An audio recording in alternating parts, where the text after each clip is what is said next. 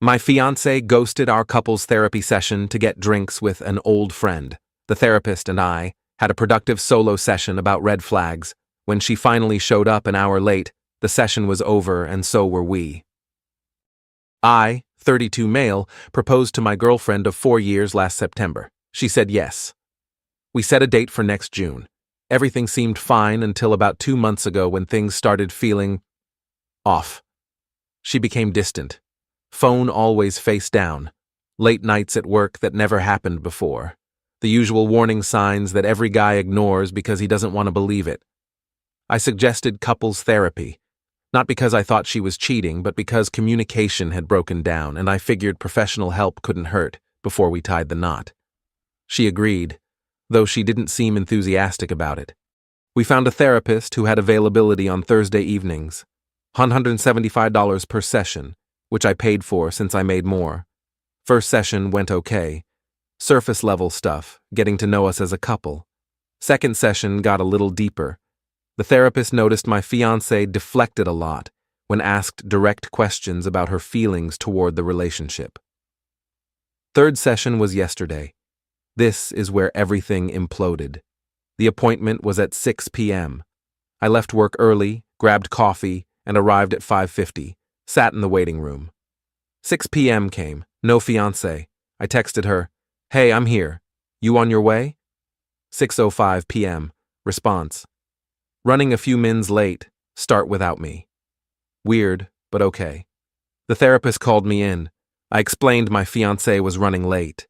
She nodded and said we could begin with some individual reflection. 6:15 p.m. Still no fiancé. I texted again, "Everything okay?"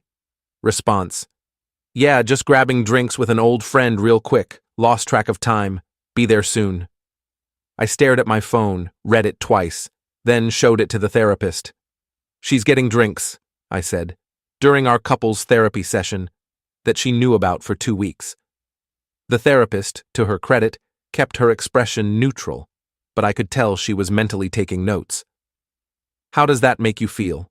she asked. "Like I'm not a priority. Is this a pattern?" And that's when something clicked. Because yeah, it was a pattern. The canceled dinner plans because her coworker needed to vent. The birthday party she showed up an hour late to because she ran into someone at Target. The vacation planning she kept pushing off because she was too busy, but somehow had time for 3 brunches with her college roommate in 1 month. For the next 45 minutes, the therapist and I had what she called a productive individual session. We talked about patterns, red flags, and what I actually wanted from a partnership versus what I was getting. At 6:58 p.m., 2 minutes before the session ended, the door opened. My fiancé walked in, looking flushed, smelling faintly of wine. "Hey, sorry, traffic was insane. Did I miss much?" The therapist looked at me. I looked at my fiancé. "The session's over," I said. "What? No, we still have time." "It ends at 7. You're 2 minutes early for a 6 p.m. appointment." She laughed nervously. "Okay, drama queen. So I was a little late. It's not a big deal." The therapist interjected gently. "Actually, we used the time productively. Perhaps we can discuss this dynamic in our next session." "Dynamic? What dynamic?" My fiancé looked between us. "What did you tell her?" "That you prioritized drinks with a friend over our scheduled therapy appointment." "It wasn't like that. I ran into him accidentally and—" "Him?" She stopped. Her face went through about 7 expressions in 2 seconds. "An old friend from college. It's not what you're thinking." "I'm thinking you skipped our therapy session to get drinks with a guy.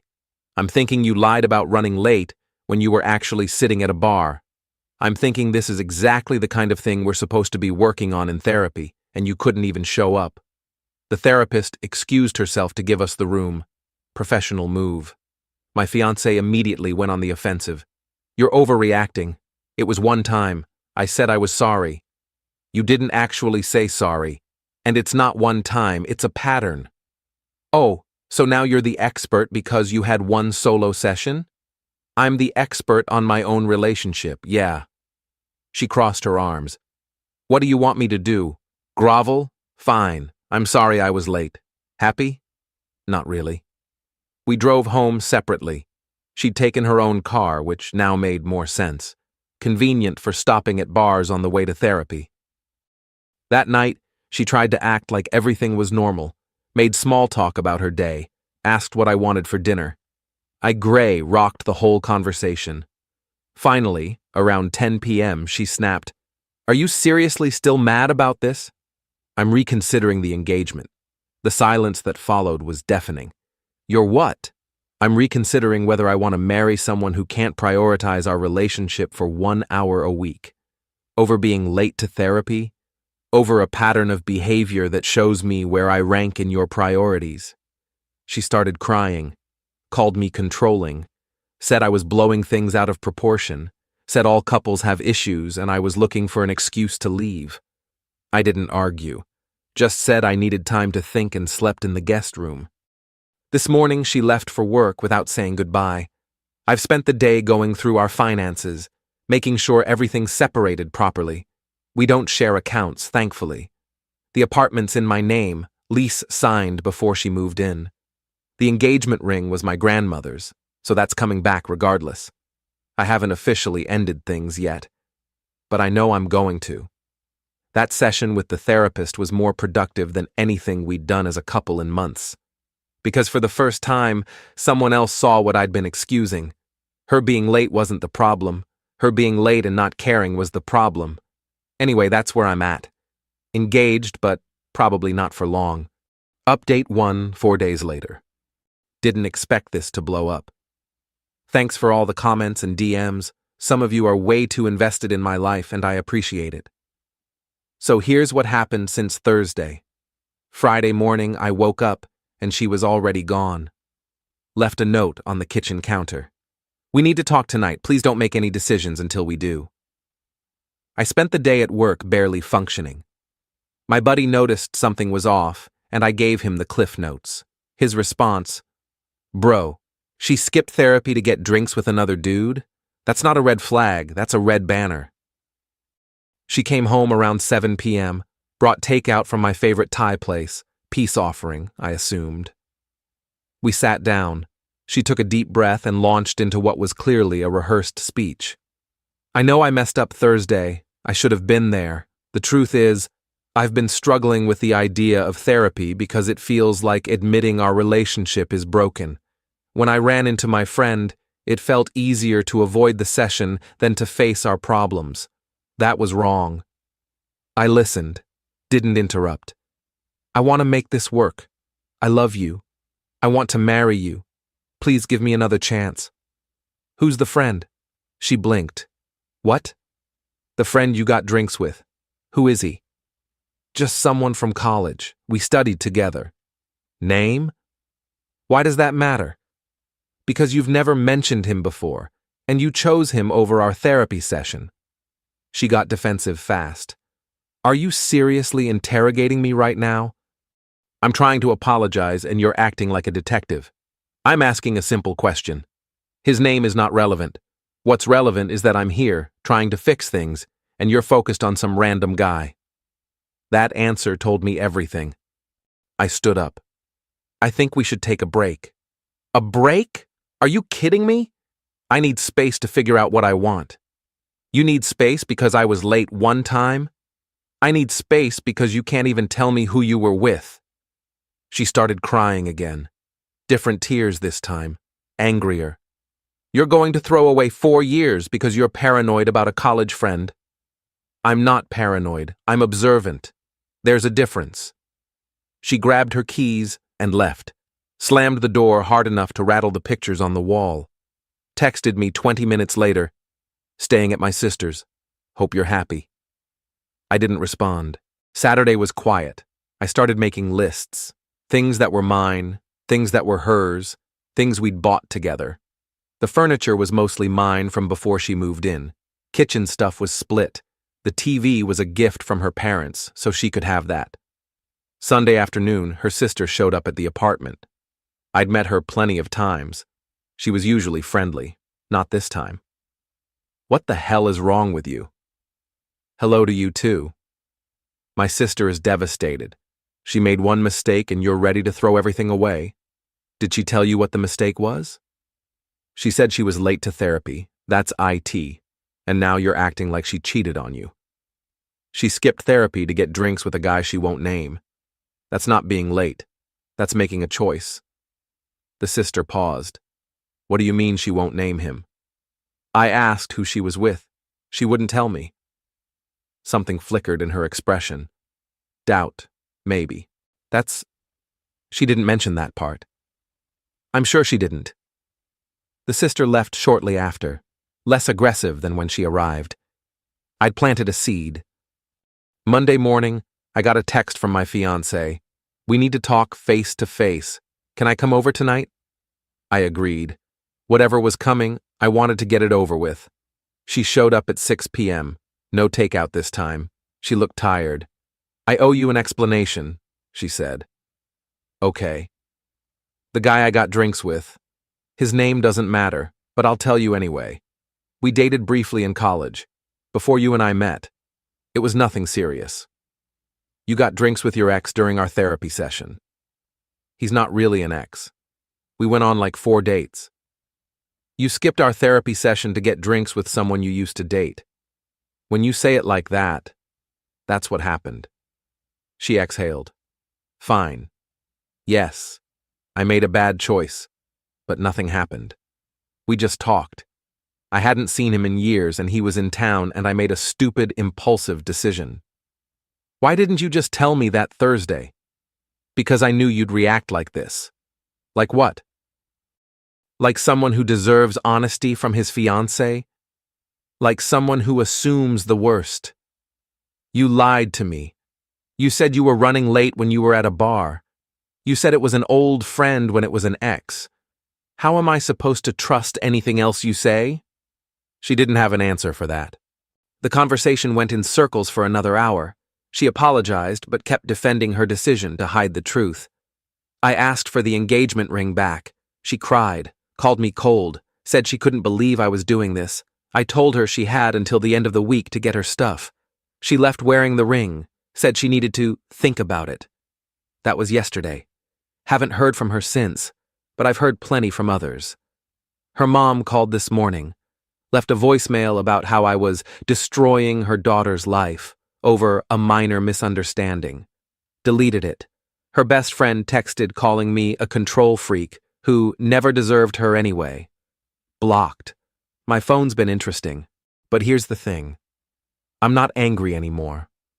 I'm sad, yeah. 4 years is a long time, but I'm also relieved. Because that session with the therapist made me realize I'd been making excuses for years. The lateness, the deflection, the way she always made her choices sound reasonable until you actually thought about them. I deserve someone who shows up, literally and figuratively. Ring's still with her. We'll see how that goes. Update 2, 10 days later.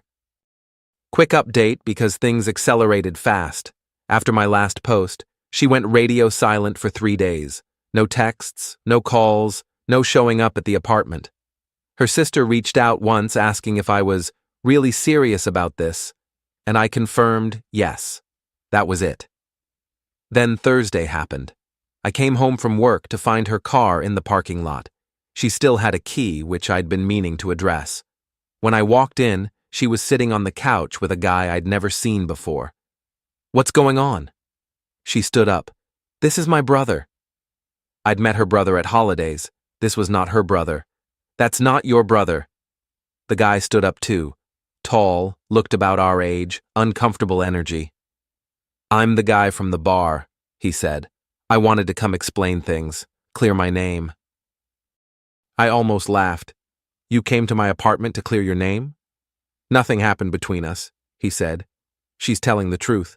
We just got drinks and talked about old times. I didn't know she was engaged until she mentioned it at the bar. She wasn't wearing her ring? He glanced at her.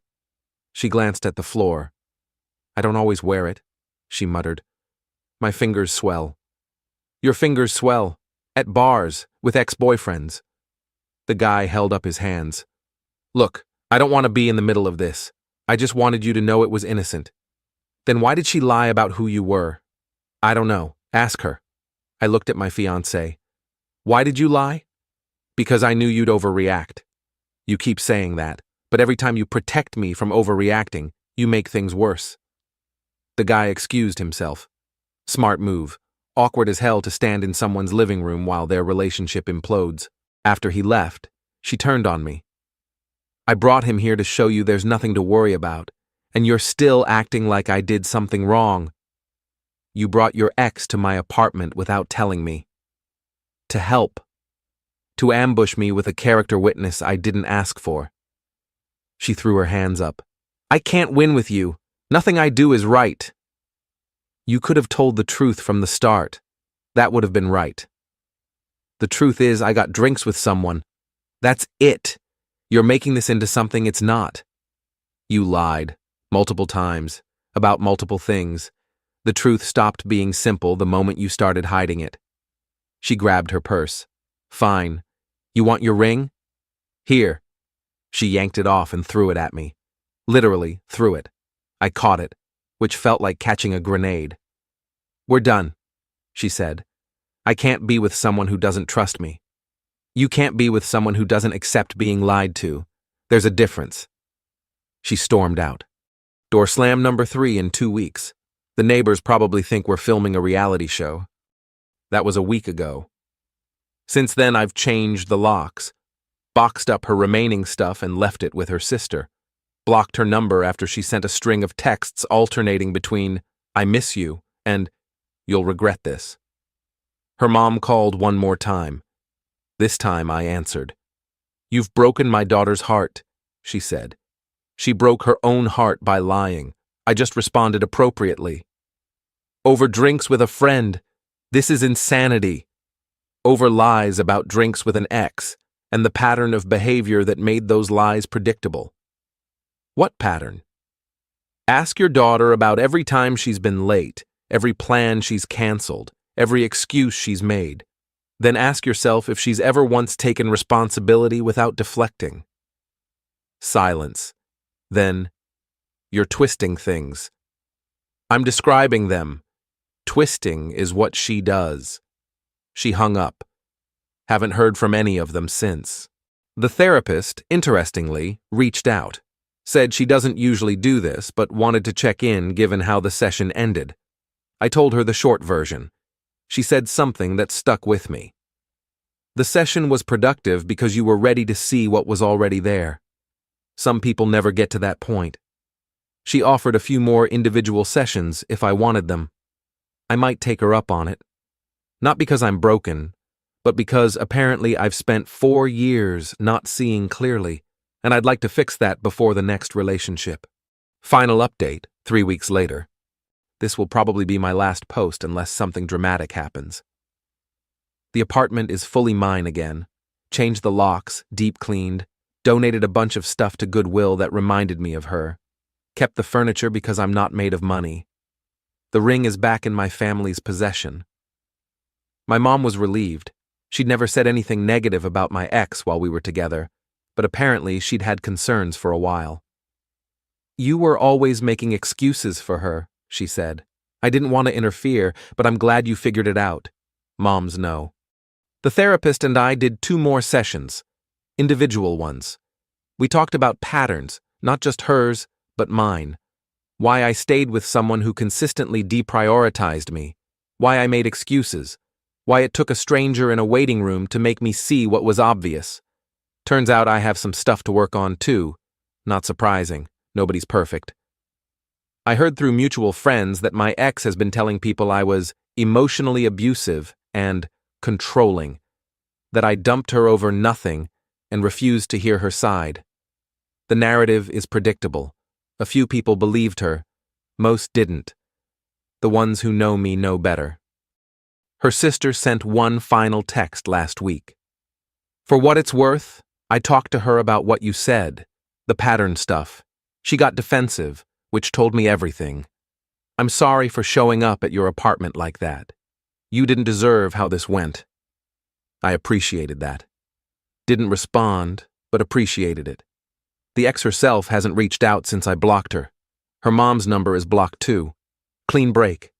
Work's been busy, which helps. My buddy's been dragging me to watch basketball games at his place, which also helps. I'm not ready to date yet, probably won't be for a while, but I'm not sad about being single. I'm relieved. For 4 years, I was with someone who made me feel like I was asking too much by wanting basic honesty, who treated my time like it was less valuable than hers, who, when caught in a lie, blamed me for making her lie. That's not love. That's not partnership. That's just two people sharing space while one of them checks out. The Thursday that everything fell apart, I sat in that therapist's office alone and finally let myself admit what I'd been avoiding. The relationship was already over. She just hadn't bothered to tell me. Her skipping the session wasn't the end. It was the symptom. The end had been happening slowly, invisibly, every time she chose something else over showing up for us. I'm glad I finally saw it, even if it took a no-show and a solo therapy session to get there. To everyone who's been following this mess, thanks. Writing it out helped more than I expected. If you're in a relationship where you feel like an option instead of a priority, pay attention to that feeling. It's usually right. Now, if you'll excuse me, I have a couch that's finally just mine to enjoy. Peace.